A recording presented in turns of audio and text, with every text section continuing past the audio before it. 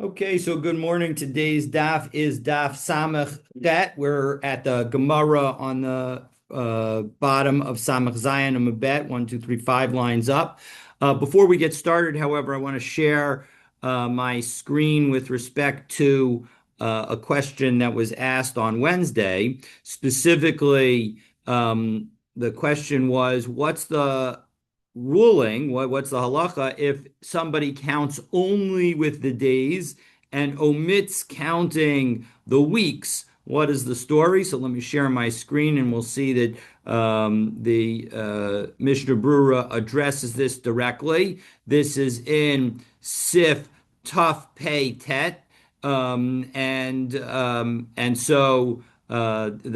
Mechaber writes that Belel Sheni Achar Tfilas Arvis Matchin Lispor Omer, that on the second day of Pesach after davening Mariv you're supposed to count the Omer. V'im Shachach Lispor Betchilas Halayla, if you forget to count in the beginning of the night, Holach V'Sofer Kol Halayla, you can continue to count at any point during the night. Umitzvah Kol Echad Lispor La'atzmo, and each person has to count for themselves. B'Tzarach Lispor Me'umad, and you're supposed to count standing. Ulevarach Tchila, and you're supposed to make a blessing first. V'sofer hayamim v'ashavuos, and you're supposed to count the days and the weeks. All right, so that's the key line. You're supposed to count the days and the weeks. So on that, the Mishnah Brewer writes, now on the right-hand side of the page, V'sofer hayamim v'ashavuos, Diksiv tisperu chamishim yom. On the one hand, it says that you're supposed to count 50 days. Diksiv shiva shavuot tispar lach. And 7 weeks you should count. So as a result, you're supposed to count both the days and the weeks.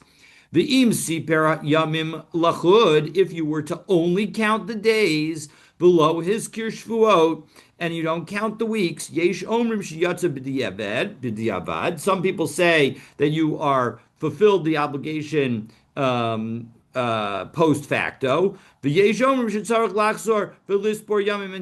people vishvuos, and some people kedin. Some people say that no, you got to go back and count the days and the weeks as appropriate. So as a result, v'al kain choser v'sofer below bracha. So as a result, the idea is that you should go back and count. If you missed the counting of the weeks and you only said that today is the 37th day of the Omer and you didn't say that it's 5 weeks and 2 days, well then you should go back and say it's 37th day of the Omer and it's 5 weeks and 2 days. So that is the halacha. And then, the Mishnah Berurah adds, v'im shachach lachzor. But if you forget to go back, so you've only counted the days, the lispor, and count again, Mona Shar Yamim Bebracha, you can still count the rest of the days with a blessing. So Bidi Avad, we effectively say that you have fulfilled the obligation, or at least that there is a suffix of your fulfilling the obligation. And so when you combine that suffix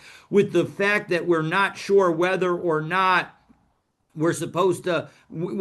each day is its own mitzvah, and therefore you could make a bracha on each individual day, that double suffix allows us to continue to make a bracha. Meaning, bottom line is this is a bracha midrabanan. And usually when we say that there's a suffix, so then if there's a suffix, you don't make the bracha. But here, because there's a svek, because there's a double suffix, there are effectively 2 reasons to say a bracha. Either you would say a bracha because each day is its own day, and so therefore you should count with the bracha. Or you could say that even if you say the fact that it's supposed to all be one counting, maybe your counting of just the days is sufficient, so therefore you can continue to count with the bracha from that perspective as well. So v'im mana shvuos v'lo yamim. On the other hand, if you count the weeks and not the days, kagon she'amar b'yom shvi Yom Shavua Echad v'lo hizkir Yamim Klal, and you don't mention at all the days, L'kulei Ama lo yatsa. Everybody agrees that you have not fulfilled your obligation. So that is the answer to the question that was posed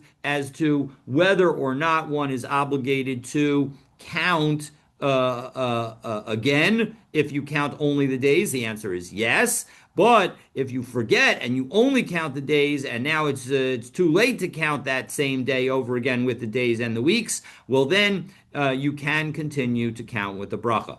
So that's the bottom line. And again, similar to what I had suggested when the question when Kenneth asked the question, but I wanted to make sure that we went over it inside. So that is point number one. Now let's dive into the Gemara. Again, we are at the Gemara on Samach Zayin Amud Bet.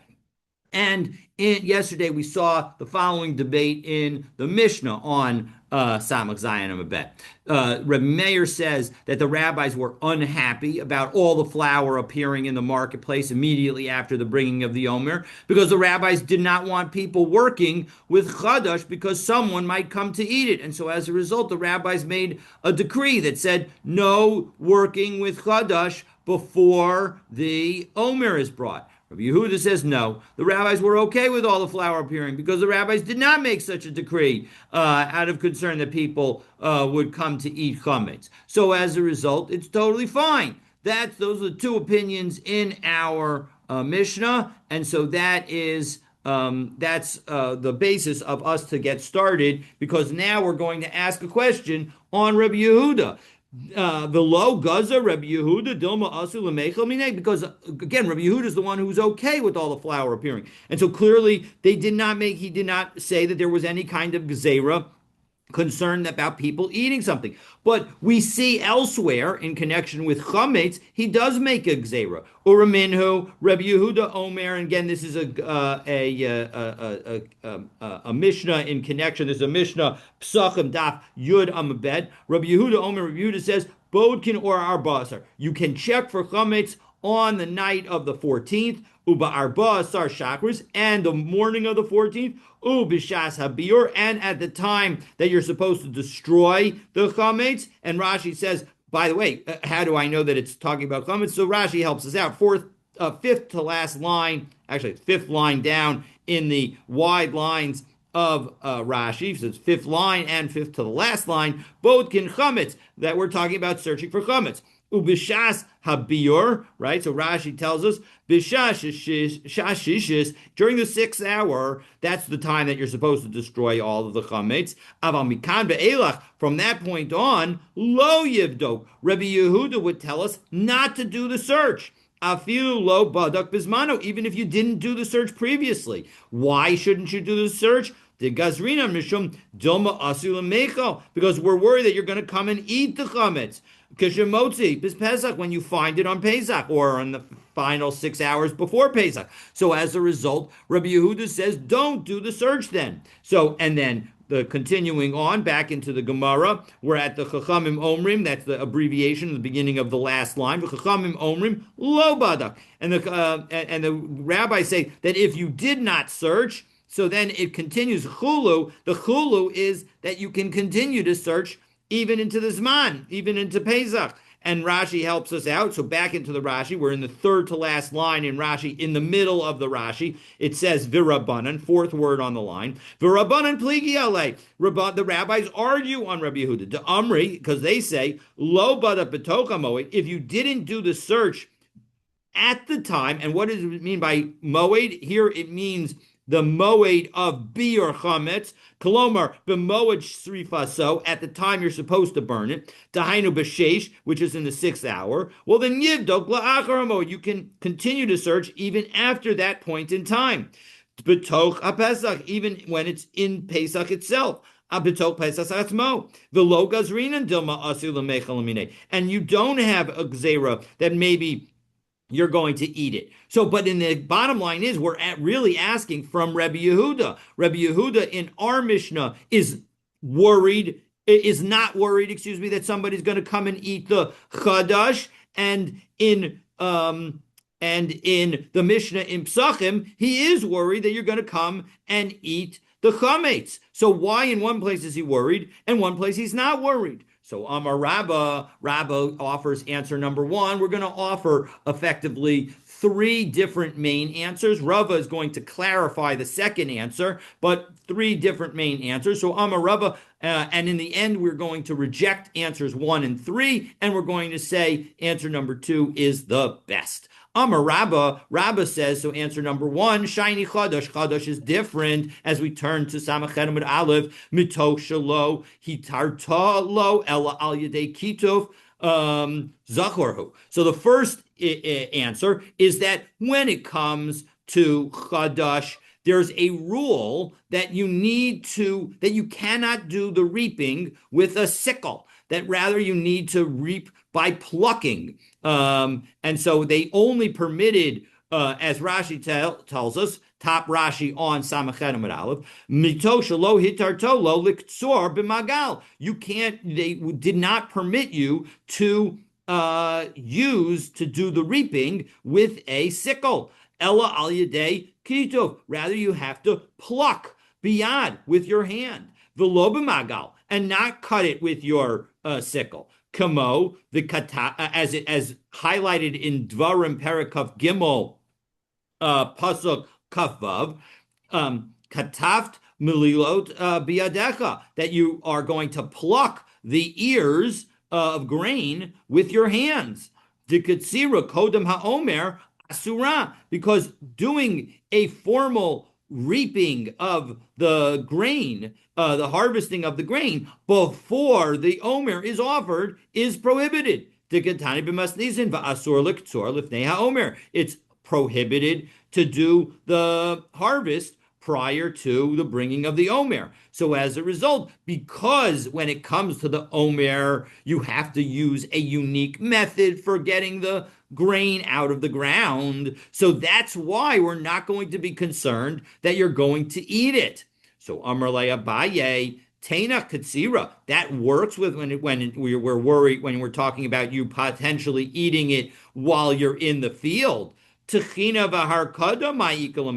what about the grinding and the sifting that you are eventually going to do? Aren't you going to do that in the regular manner? No, not necessarily. Halo kasha, that's not difficult. Tchina berechaya, dida, that you would use a dida, that you would effectively use a mill that is powered by hand, and so that's why that's not the regular method of using a mill, and so as a result that would be okay too. And harkada al gabi nafa, that you would use the back of the sieve rather than doing the sifting in the more normal way. So the bottom line is everything would be in an abnormal way. And so right now, the answer that Rabbah would give is when it comes to chametz, there is nothing abnormal about eating it and in your manner of dealing with it. And so as a result, we're going to say that we're worried about you eating. But when it comes to the Omer, we're not worried about you eating chadash because you're going to be doing everything in a different way. So Abaye asks another question, and this is the question that's going to upslug answer number one of Rabbah. So Beis Hashlachin Desharya Katsira, but 1 second, although we say that you have to pluck a regular field, when you have a field that only is able to grow through irrigation, because it's too dry on its own, there we say that you can reap. Ditnan, kotrin beis hashlachin ba'amokim, that you're allowed to irrigate fields in the valleys, and you're allowed to do so. You're allowed to harvest irrigated fields in the valley. Avalo gochin, but we don't stack up the harvested grain. So ma'ikal amemar, what do you say there? How are the people who are doing that reaping going to remember that it's chadash and that it's going to be prohibited? So as a result, we offer now, the Gemara does not offer any answer to that. So Abaye now offers his own answer to why Rabbi Yehuda in connection with Psachim is worried about eating, but in connection with Chametz on Pesach is worried about eating, but in connection with Chadash is not worried about eating. Ela Amar Abaye Chadash b'dil minei. The issue is the following. When it comes to Chadash, nobody has eaten any of it yet. So a person isn't connected to the Chadash. He hasn't just eaten any of the new crop, and therefore he'll remember that it's prohibited. But chametz lo b'dil minei. But he was eating chametz yesterday, and so as a result, he is not used to being separated from chametz, and so that's why when it comes to chametz, Rabbi Yehuda is concerned about it. But when it comes to to chadash, he is not concerned because you're already used to not eating chadash.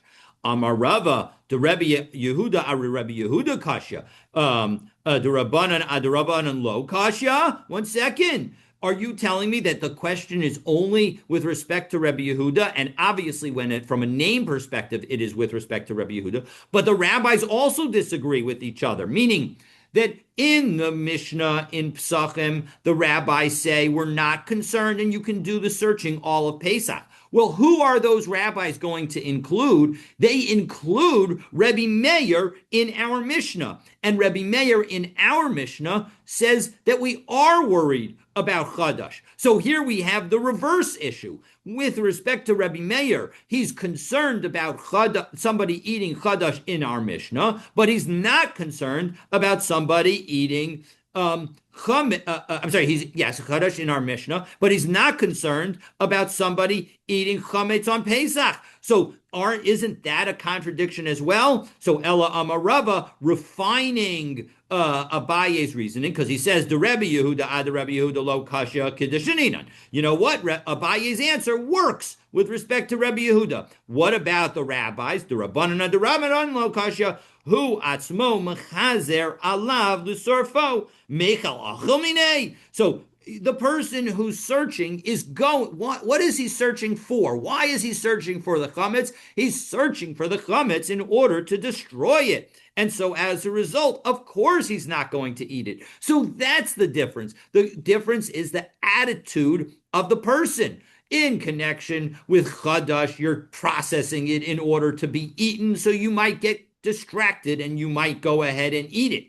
But when it comes to chametz, the rabbis are not concerned about it, because why are you searching for it? You're searching for it in order to destroy it. So you're never going to come to eat it. So that is the explanation with respect to that. We now offer a third possible explanation of the inconsistency within Rebbe Yehuda, but again, this will also be rejected. Rav Ashi Amar, the Rebbe Yehuda ad Rebbe Yehuda lo kasha. There's no question about Rebbe Yehuda's inconsistency, because kemach kalitnan. We are talking about flour of the toasted kernels. And so as a result of the toasted barley. And so as a result, that is not something you would ever eat directly. You have to put it in, add water and make it into dough and turn it into something that's actually edible. So isn't that a reason why you would distinguish and say that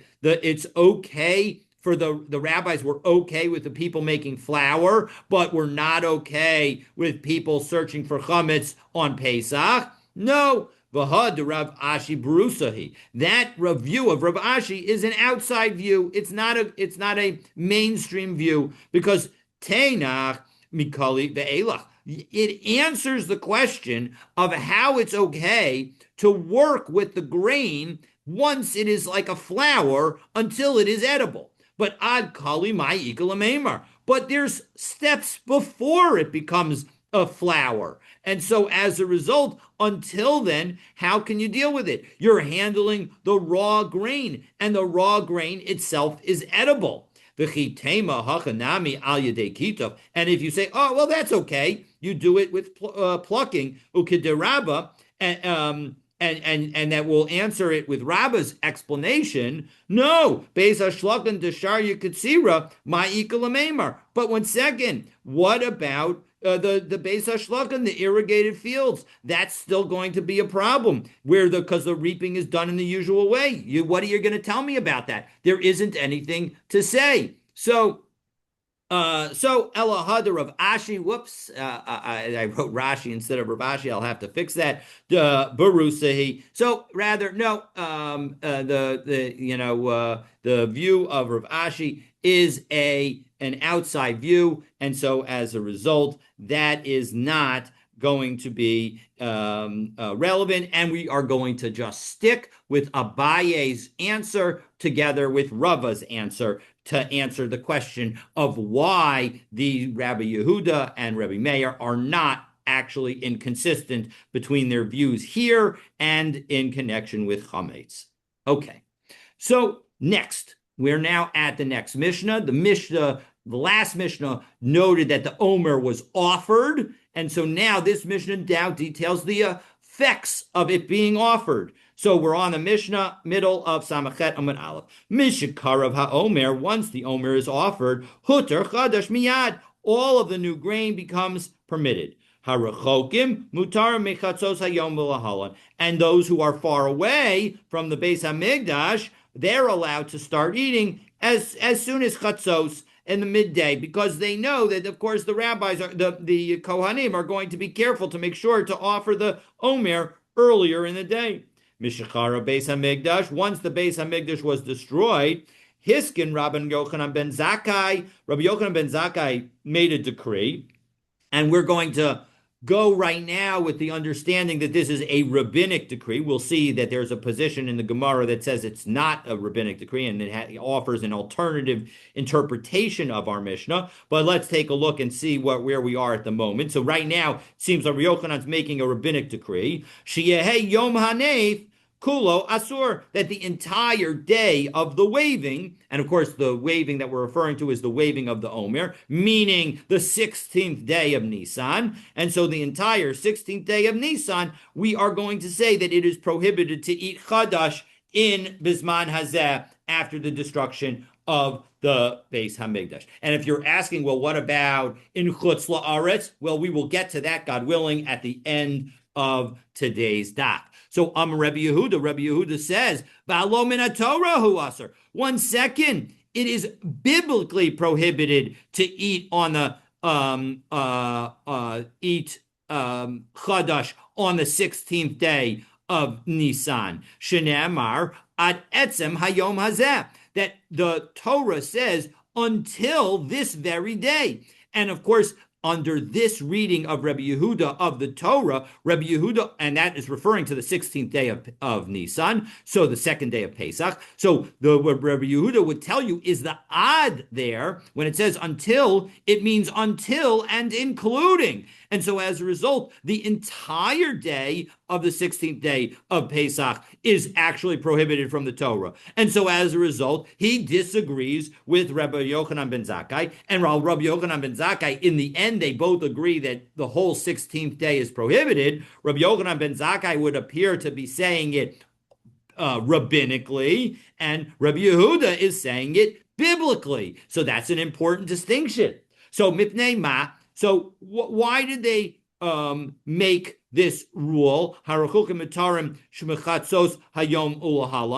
did they allow them to eat it from midday on? Because they know that the court's not going to be lazy about it. They're going to work as quickly as they can. They're not going to push things off. They're not going to procrastinate.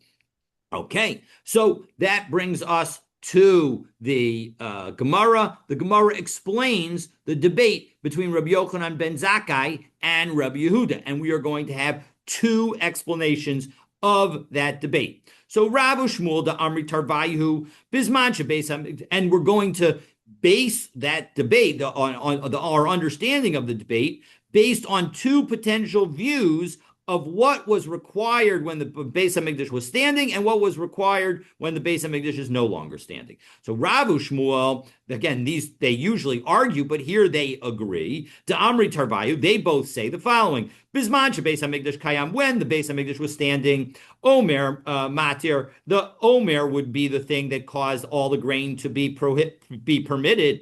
Bisman she'ein Beis Hamikdash Kayam, when the Beis Hamikdash is no longer standing, Heir Mizrach Matir. Well, then sunlight in the east is going to the illumination of the sky is going to make things permitted, as Rashi tells us. Heir HaMizrach. Now it's interesting. Rashi says Hanetzacham, sunrise. You didn't have to say sunrise. It could have been just dawn, but in any event, Rashi says sunrise. Shel Tet Zayin, of the 16th day of Nisan, Aval Leilo Asur, but the night of the 16th, meaning the night after the 15th, the second night of Pesach, we would say that it is prohibited. Now, my timer, what's the reason? Why do we make this distinction between when the Omer that we follow the time of the Omer, or maybe we follow the morning of the 16th. Trey Kraiksivi, because there are two verses. Ksiv ad haviachem. The word yom is taken out because that's not actually part of the pasuk. Uksiv ad etzem hayom hazeh. In one place, actually, it's all in one pasuk. It says until you bring the offering, and in another place it says until this very day. And so as a result, that combination is inconsistent. Which is it? Is it until you bring the offering, or is it until this very day? So haketzad kan bizman shebeis hamikdash kayam. One is when the Beis Hamikdash is standing. Kan bizman she'ein Beis Hamikdash kayam. And one is where the Beis Hamikdash is not standing. Namely, ad haviachem is obviously when the Beis Hamikdash is standing, and ad etzem hayom hazeh is when the Beis Hamikdash is not standing. And Rashi explains ad etzem hayom ad Mara Hayom, until the day appears. The Kasavar, and the idea here is he's thinking, Rab and Shmuel are thinking, ad velo ad bichlal, that when we say until, we don't mean until and including, we mean until. So until the day means until the day starts. And as soon as the day starts, then you would be allowed to eat it. So that is how Rab and Shmuel understand these two, this verse. So Rabbi Yochanan, Reish Lakish, Damri Tarbayu, they disagree. Afilu bizman shebeis hamikdash kayam ha'ir mizrach matir. They say no. As soon as the light comes up, it is all permitted. You don't have to wait. Even when the Beis Hamikdash is standing, you don't have to wait until the Omer in order for the new crop to not be prohibited. Well, 1 second. The Torah says ad haviachem. How are you going to interpret that? Le mitzvah, that is telling us what you should do. It's a positive commandment, not the violation of a negative commandment. Rashi says, second to last narrow line on Samachet Amud Aleph, umishani lemitzvah, mitzvah lahamtin ad sheyikarev. It's a mitzvah to wait until you bring yikarev haomer, until you bring the omer. Aval balav lo avar. But if you were to eat it, you would not be violating a prohibition. So 1 second, though, we're going to now use our Mishnah to challenge this view. Mishikarav Omer, Huter Chadash Miyad. Our Mishnah says that as soon as the Omer is offered, the new crop is permitted. So what does that mean? Doesn't it mean that until then it was prohibited? No. It permitted means the mitzvah, that you're fulfilling the mitzvah of waiting. 1 second, though, another aspect of a different Mishnah. Now we're going to turn to the next Mishnah that we're going to learn maybe even later today. HaOmer hayamatir b'Medina. The Omer would cause everything to be permitted in the provinces, meaning that when the Omer was brought, the new crops were going to be permitted everywhere. Ushtei halechem b'mikdash, and the shtei halechem allow the new crop to be used in mincha offerings in the Beis Hamikdash. Until you offer the shtei halechem, you cannot offer a mincha from the new crop. With the obvious exception of the Omer, you cannot offer a new grain crop mincha until the shtei halechem is offered on Shavuot. So doesn't that Mishnah also make clear that it's permitting the eating of the new grain in the provinces? And so doesn't that show that until the Omer was brought, it was all prohibited? So again, the Gemara answers last word on Samachet Amud Aleph, le mitzvah. No, it's for a mitzvah. And so that's also going to be the answer. So now the Gemara, as we turn to Samachet Amud Bet, continues the questioning, now going back to our Mishnah. Mishachara Beis HaMikdash, Hiskin Rabban Yochanan ben Zakkai Shia Hey Yom Hanef Kulo Asur. But 1 second, Rabbi Yochanan ben Zakkai specifically says that the entire day of waving is going to be prohibited. So my time, why is he going to prohibit it? Meheira Yibana Beis HaMikdash. Because God willing, the Beis HaMikdash will be built very soon. Amen. It should happen. But Yomru Eshtakad milo achalnu beheyer mizrach. And we're going to say, well, last year we did not didn't we eat the new crop as soon as the sun rose? And hashdanami nechol. And so let's do the same thing this year. V'lo yodei de ishtakad lo hava omer. And we won't remember that the reason that we ate early last year is because there was no omer offering. And heyer mizrach matir. But when and that's why again, using the view of Rav and Shmuel, that's why it was, permitted, because when the Beis Hamikdash is destroyed, as soon as the sun rises, it's permitted. But v'hashta de'ika omer matir. But now it's the omer that causes it to be permitted. So according to Rav and Shmuel, that logic all works. But according to you, Rabbi Yochanan and Reish Lakish, v'isal kadaitek lemitzvah, but you're telling me that actually the waiting until the Omer, even when the Beis Hamikdash is standing, is only to perform a mitzvah. Mishum mitzvah leikum v'ligzor, in order to avoid violating a positive commandment. Would we make a gzeira? Of course we wouldn't. And so as a result, your explanation doesn't work. So Rav Nachman Bar Yitzchak, explaining the view of Reish Lakish and Rabbi Yochanan. So Rav Nachman says, Rabbi Yochanan ben Zakkai, Bishitas Rabbi Yehuda Amara. No, Rabbi Yochanan ben Zakkai agrees with Rabbi Yehuda.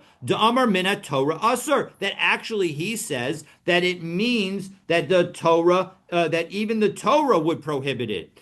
Shenemar ad etzem hayom hazeh, because he gives the same explanation of ad etzem hayom hazeh, until this very day. Until this very day, meaning until and including ad itzumo shel yom, meaning until the entirety of the day. V'kasavar ad v'ad bichlal, right? The ad is ad and it's until and including. So as a result, that shows that really Reb Yochanan ben Zakkai is not saying a rabbinic prohibition according to Rabbi Yochanan and Reish Lakish. He's outlining a biblical prohibition. But 1 second, Umisavar la kavase, did Rabbi Yochanan ben Zakkai really think like Rabbi Yehuda b'ham miflag poligale? Titanan, Mishachar Beis Hamikdash, Hitkin Rabbi Yochanan ben Zakkai, Shehei Yom Hanef Kula Asur, Amar Rabbi Yehuda, V'halo Min HaTorah Hu Asur, Diksiv Ad Etzem HaYom Hazeh. It seems explicit in our Mishnah that Rabbi Yehuda is disagreeing with Rabbi Yochanan ben Zakkai. So how could you possibly say that Rabbi Yochanan ben Zakkai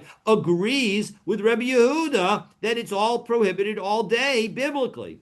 So Rabbi Yehuda de Tai, that Rabbi Yehuda made a mistake. That's how Rabbi Yochanan and Reish Lakish would explain the Mishnah, that Rabbi Yehuda made a mistake. Who saber Rabbi Yochanan ben Zakkai mid the Rabbanan Kamar? He thought that Rabbi Yochanan ben Zakkai was saying a rabbinic decree, velohi, but it was not in fact a rabbinic decree. Mid the Oraisa Kamar, he was saying something biblically, that in fact biblically it was prohibited to eat the new grain during the entire day of waving. And again, this is the explanation that Rabbi Yochanan and Reish Lakish would have to give to our Mishnah. Remember that according to Rav and Shmuel, they would be able to understand Rabbi Yochanan ben Zakkai in the normal way, because Rav and Shmuel say that when the Beis Hamikdash is standing, you have to wait until the bringing of the Omer. And so that's the more simple understanding, and it's just important that even as we are now offering an alternative understanding, that we keep in mind the simpler understanding, and that the understanding is consistent with Rav and Shmuel.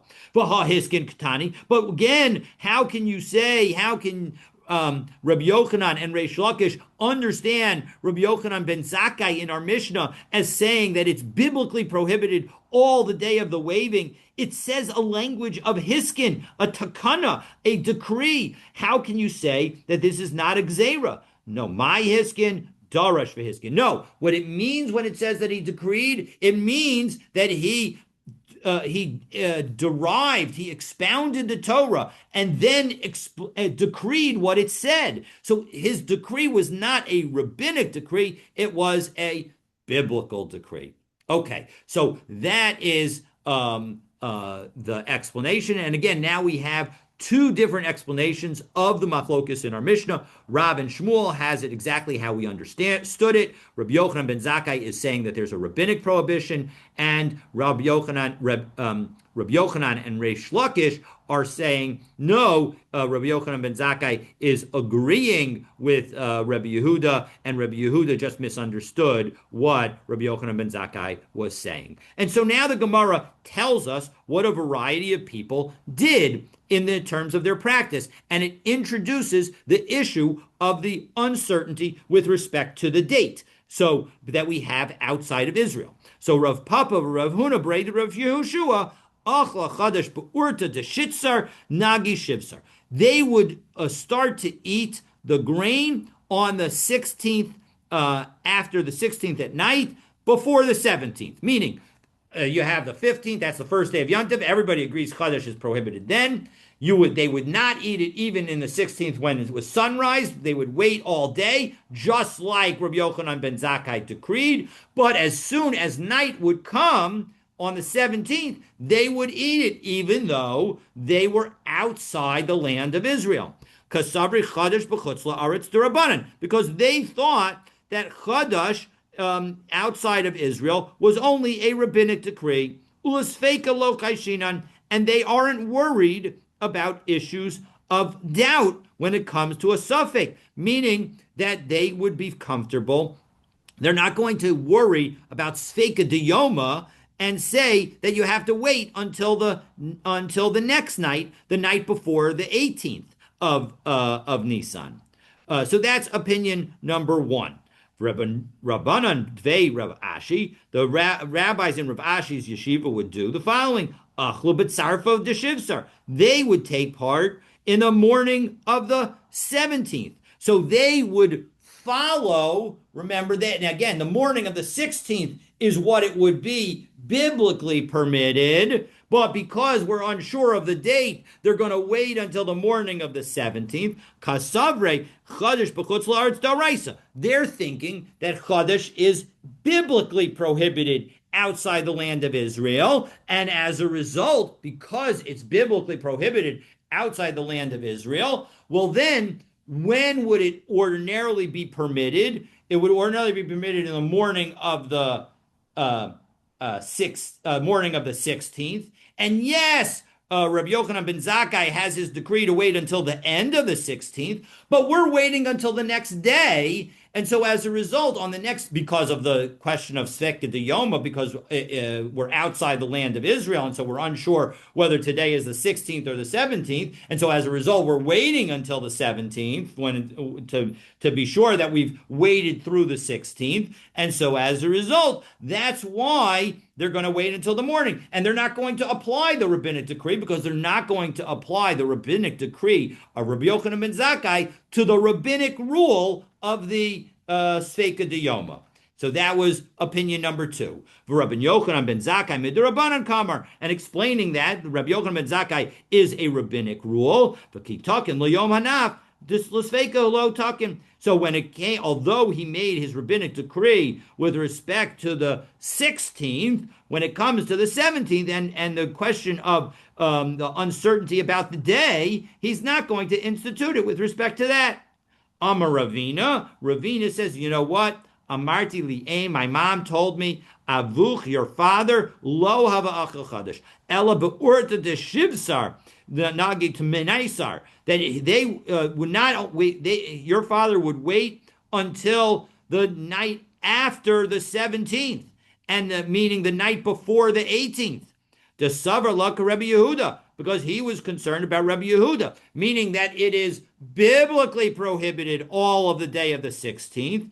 V'chayesh l'sveika, and he's worried about the suffix sveka diyoma, and so as a result, you have to wait until the next day. And in fact, that is exactly how we paskin.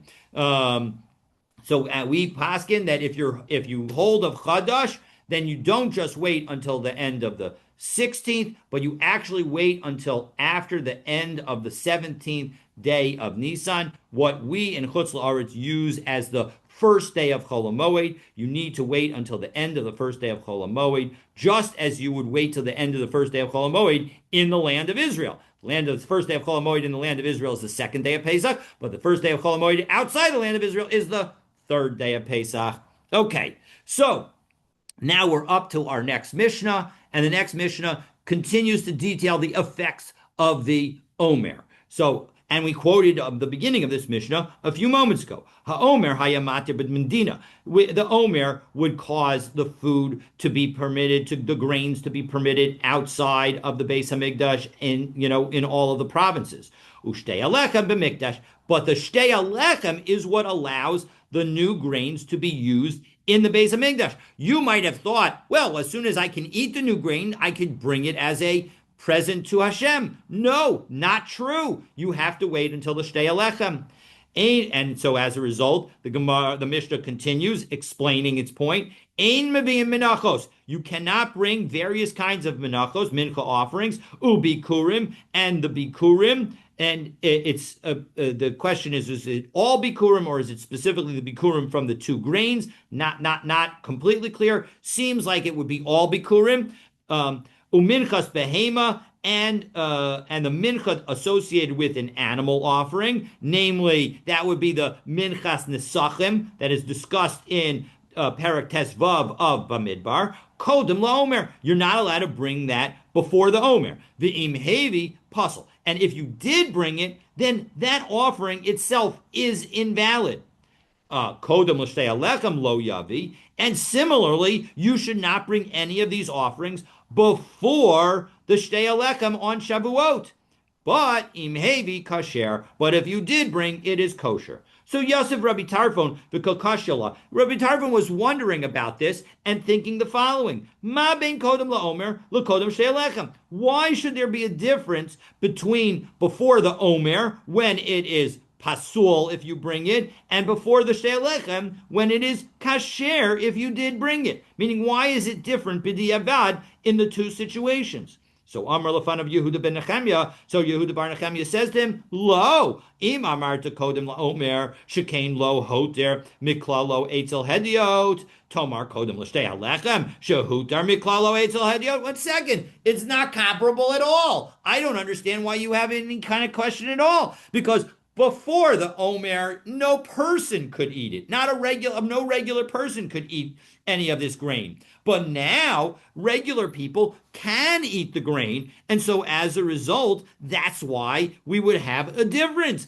when it comes to before the Omer and nobody can eat it. So then if you bring it, it's going to be puzzle. But when you bring it after the Omer, before the Shtei Alechem, regular people could eat it. And so as a result, if you bring it, we're going to say that it's kosher. Shasak Rabbi Tarfon. Rabbi Tarfon was quiet. And so obviously understanding that in fact this was the right answer. Tzabu Panav shall, and then the Shita Mikubetzes number 6 takes out the word Rebbe here because they don't want to attribute rabbinic status to Yehuda ben Nechemya, and you'll see why in a moment. So Tzavu Panav shel Yehuda ben Nechemya. Yehuda ben Nechemya's face became like golden. It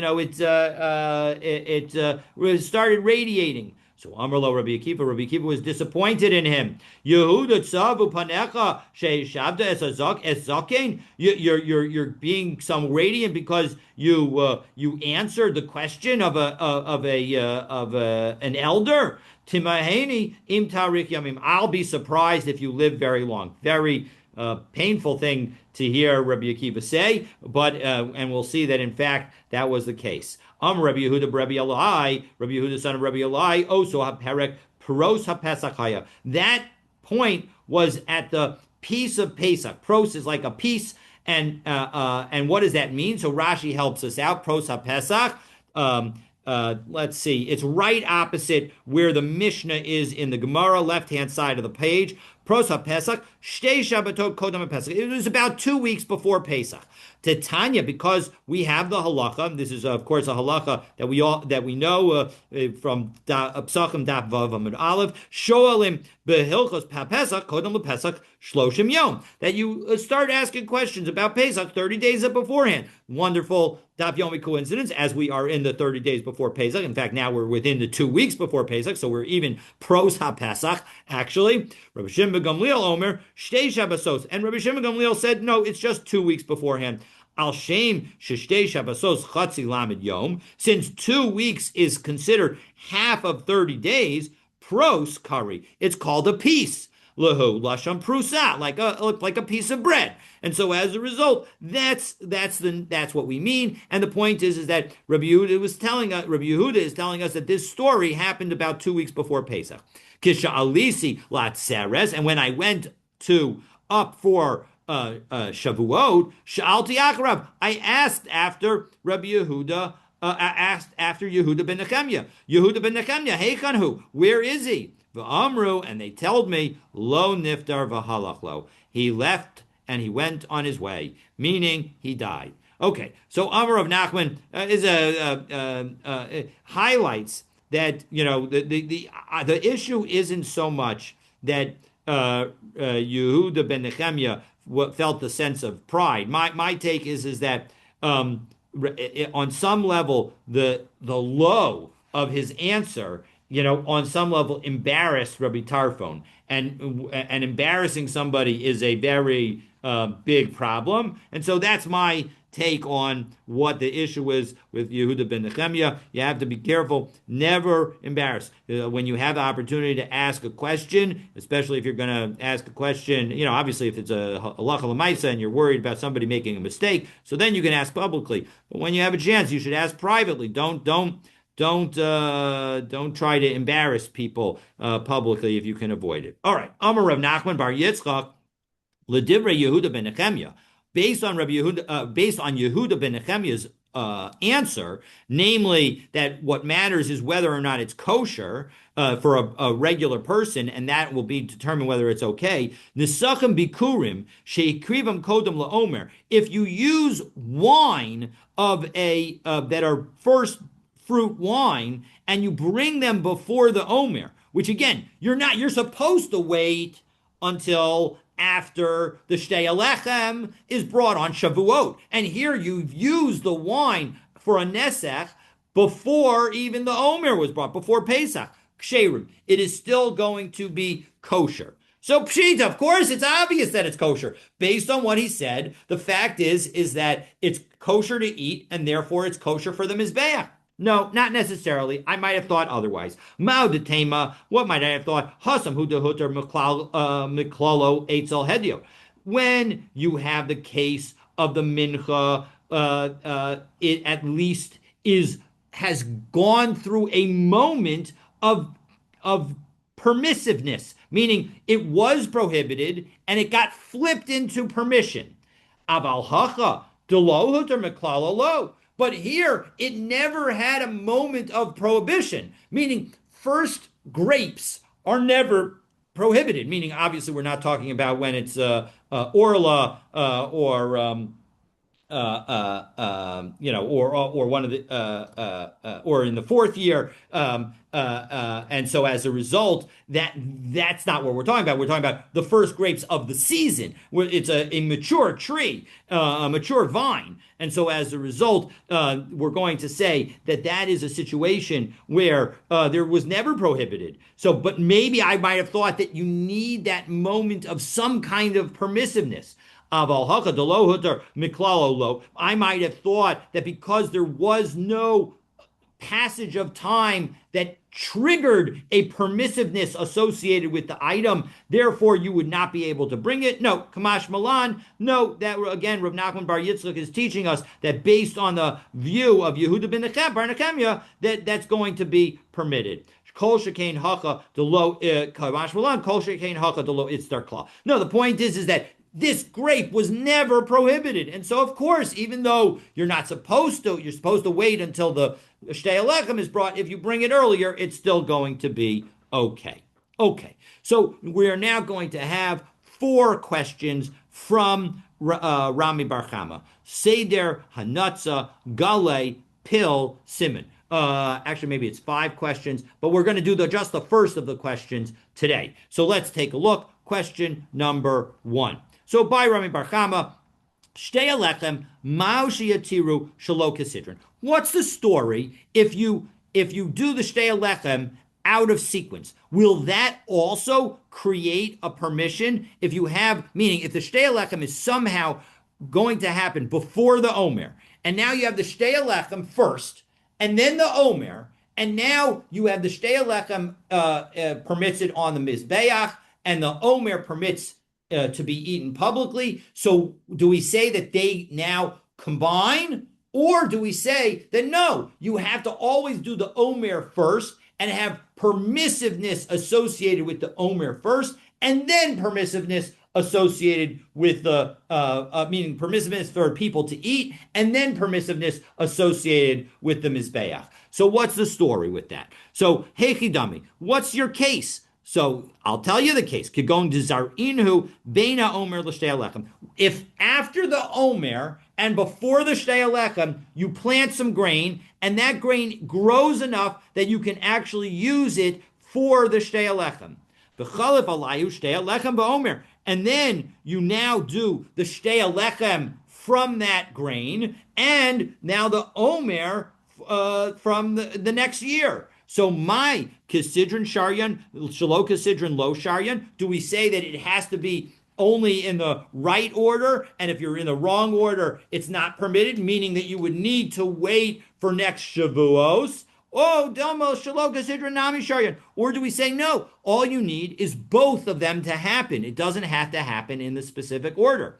So Amar Rabba Tashma, come in here, and I'll show you how you can get an answer to this question. Im takriv minchas bikurim. If you, we're going to quote a brisa. The brisa is quoting the psukim in this week's Torah portion. So a wonderful daf yomi coincidence as we complete our week of learning. Im takriv minchas bikurim. When you bring a mincha of the first grain to Hashem, and this is referring to the Omer.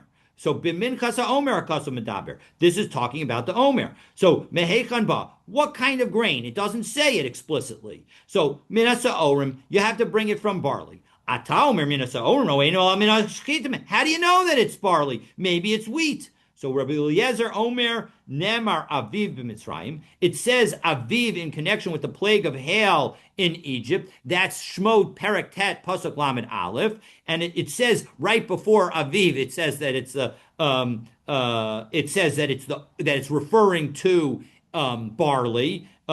So the Nemar Aviv Lidorot, and it says Aviv in connection in Vayikra Perek Bet. Pasuk Yudalad, the pasuk that we're going to have in this week's parsha, in connection with the Omer offering. So Ma Aviv HaOmer b'Mitzrayim Sorim, Av Aviv HaOmer L'Dora Sorim. So just as the Aviv in connection with the plague of hail was referring to barley, as it says specifically in that pasuk barley, so too when it says Aviv in connection with the Omer, it means barley. For Rabbi Akiva Omer Matzinu Yachad Shemevi Chovaso Menachitin. I'm going to give you a different answer.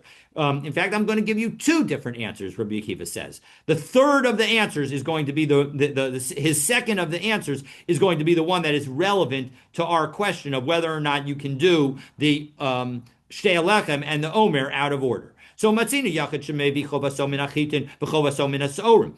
We can find a person individually has an ability to bring a wheat mincha offering or a mincha offering from barley. And we also find, specifically in connection with the Shtei Alechem, that you can bring a mincha offering, communal mincha offering from wheat. So we must also be able to bring a mincha from barley. So where is it that there could be a possible communal offering from barley? And if you tell me that the omer comes from wheat, there would never be a barley mincha communal offering. So it must be that the omer is barley. Davar acher, I'll give you another explanation. Imata omer ba minachitin ein shtei alechem bikurim. Well, 1 second. If you were to bring the omer from wheat, well, then the Shtei Alechem would never be a first offering. And the Shtei Alechem is supposed to be a first offering. So that shows that the Omer is barley and the Shtei Alechem is wheat. And so that's how the Shtei Alechem could be the first wheat. And that works perfectly. All right. But now, based on what we just said, we're going to use that to show that according to Rabbah, you can't do things out of order. Okay? Ve'im Isa. V'im Isa d'shtei alechem shelo kesidron sharyan. And if you tell me that you can do the shtei alechem out of order, mishkachasla, I can tell you exactly how it would be possible to have shtei alechem still be a first offering. Because demakriv omer mahanach de ashrosh, that you bring the omer from something that took root kodem l'shtei alechem uvasar haomer. That the omer is offered from something that took root before the shtei alechem and after the omer. Ushtei alechem mahanach de ashrush kodem laomer the hashta uvasar shtei alechem de ishtakad. And shtei alechem will be from the omer, from produce that was before this year's Omer, but after the Shtei Alechem from last year. So the point is that everything can be new because it can be new for that particular holiday. And so as long as it was never in existence for that holiday, that would all work. So misvara, 1 second, savra. Do you think that that's what they mean? No. Bikurim lepeira kamrinan, that we're talking about the first fruit with respect to that particular produce, that particular produce couldn't have gone on the Mizbeach? No, the Mizbeach Kamrin. We're thinking about things from the perspective of the altar. The question is did the Mizbeach already consume something from that year's produce? And the answer is, even if that produce was planted after the Shtei Alechem, it's not going to work. And so as a result, the answer that Rabbah gives is not a good answer. Rami Bar Chama's question is left as a question, and we do not have an answer to it. And so that ends up concluding the first question of Rami Bar Chama. And for the second and the remaining, how many questions do we have from him? Remaining 4 questions from him. We have a total of 5 questions from him. You'll have to stay tuned for tomorrow's daf. Looking forward to continuing our learning together.